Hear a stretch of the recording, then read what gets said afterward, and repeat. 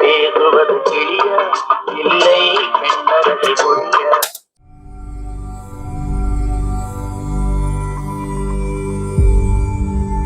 இந்த வீடியோவில் நம்ம பார்க்க போகிறது என்னென்னா ஒரு சூப்பர் டேப் ரெக்கார்டர்.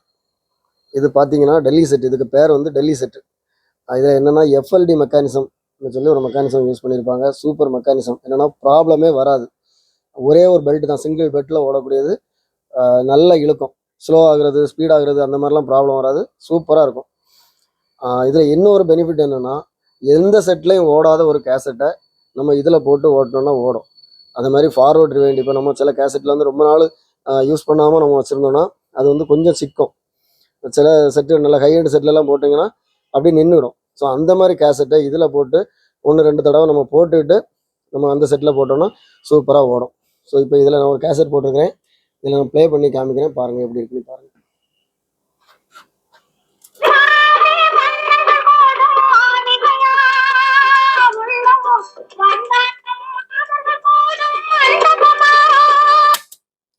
ஸோ இது பார்த்தீங்கன்னா ரொம்ப குவாலிட்டி இருக்காது, ஆனால் சவுண்டு நல்லாயிருக்கும். அந்த பழைய காலத்தில் இந்த ஸ்பீக்கர் செட்டு யூஸ் பண்ணுறவங்க, இந்த ஃபங்க்ஷனுக்கெல்லாம் பண்ணுறவங்க வந்து இந்த மாதிரி மெக்கானிசம் யூஸ் பண்ணி தான் பண்ணுவாங்க. இதில் வந்து நம்ம ஆக்ஸ் அவுட்டும் எடுத்துக்கலாம். டைரெக்டாக வீட்டிலலாம் யூஸ் பண்ணும்போது பார்த்தீங்கன்னா பேக் சைடு ஸ்பீக்கர் கனெக்ஷன் இருக்குது, அதை நான் காமிக்கிறேன். ஓகே, இதில் இன்னொரு பெனிஃபிட் என்னென்னா ஃபார்வர்ட் ரிவைண்ட் வந்து சூப்பராக ஓடும். இது பாருங்கள். இப்போ நான் ரிவைஸ் பண்ணுறேன், இங்கே பாருங்கள்.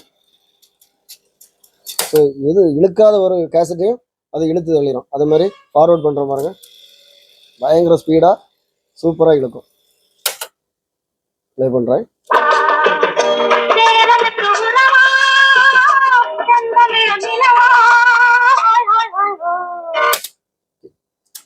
ஸோ மெக்கானிசமே வந்து அவ்வளோ ஸ்ட்ராங்காக இருக்கும், நல்லா உறுதியாக, எல்லாமே இரும்பு. பார்த்தீங்கன்னா இது வந்து டிராக்டர். நம்ம வந்து சில இழுக்க முடியாததில் வந்து டிராக்டர் வச்சு இழுப்போம்ல, அதே மாதிரி இது வந்து ஒரு டிராக்டர் மாதிரி நம்ம யூஸ் பண்ணிக்கலாம். சூப்பராக இருக்குது. இதில் பேக் சைடு பார்த்தீங்கன்னா இதில் ஸ்பீக்கர் அவுட் இருக்குது. அது மாதிரி இது வந்து நம்ம வெளியே இருந்து 12 வோல்ட் பவர் சப்ளை உள்ளே கொடுத்துக்கலாம். எக்ஸ்டர்னல் ஸ்பீக்கர் கொடுக்கணும்னா நம்ம இந்த சுவிட்சை கீழே வச்சுக்கலாம்.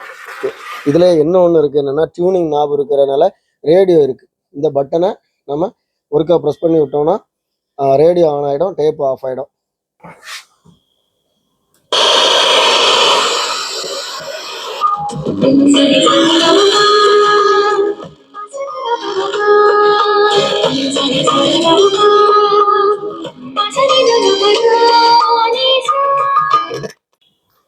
இந்த வீடியோ உங்களுக்கு பிடிச்சிருக்கும்னு நினைக்கிறேன். இந்த வீடியோ உங்களுக்கு உண்மையிலே பிடிச்சிருந்ததுன்னா லைக் பண்ணுங்கள், கமெண்ட் பண்ணுங்கள், ஷேர் பண்ணுங்கள். நம்ம சேனலை இது வரைக்கும் சப்ஸ்கிரைப் பண்ணணும்னா சப்ஸ்கிரைப் பண்ணுங்கள். இதை மாதிரி நம்ம சேனலில் நிறைய வீடியோஸ் வரும். எல்லா வீடியோவும் பாருங்கள். அடுத்த வீடியோ வர வரைக்கும் பாய்.